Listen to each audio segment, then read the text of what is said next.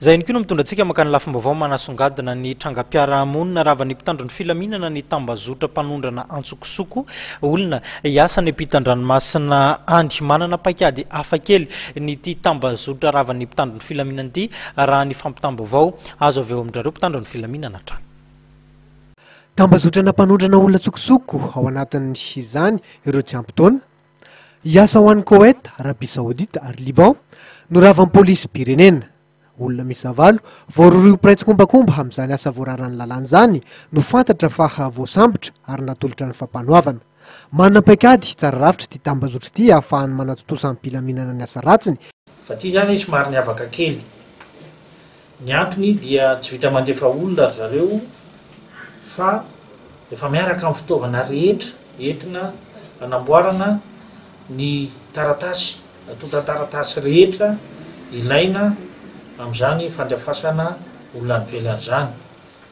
Dia miainga zany na hatrany amin'ny kopy zany, hatrany amin'ny kara-panondro zany, hatrany amin'ny passeport zany sy taratasy rehetra mety ilaina hanaovana zany dia vitan-drareo avokoa.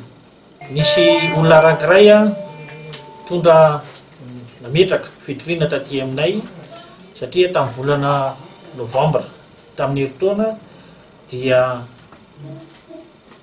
natonona zareo rehetra raha mitao anatin'ny tambazotra izy ary nampanantenaina fa amena asa ny La Réunion.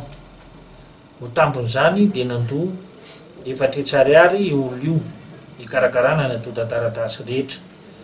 Tonga avy aty amin'ny volana May tamin'ity taona ity nefany mbola tsy isy zany asa zany, tsy misy zany fandehanana zany, dia tapa-kevitra raha naman'io zany fa nametraka fitoriana taty amin'ny pôlisy pirenena. Nosokafanay hatrany ny fanadihadiana satria efa nitondrono ny toerana misy an'ilay olona dia natomboka avy hatrany tamin'ny fisavana ny toerana izay hipetrahan'ny olona io zany ny fanadihadiana.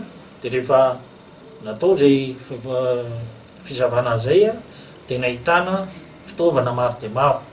Lalana andefasany azy moa zany dia vanitsotra zareo fa dia alefany Komoro miala eto dia makao Komoro, dia Komoro ilay olona mamonjy an'ireo toerana voalazako teo aloha ireo. Mbola misy foana ireo manentana sy manodikodina ny saindreo tovavy hiasany ivelany na dia mbola manan-kery eto amin'ny firenena azy ny didim-panjakana mandraran'ny fanondranana olona hiasany ivelany. Etsendanin'izany mbola maro ihany koa ireo agence de placement mbola miodina somatsara ary tsy voara-maso mazava ny andraikitra sahaniny.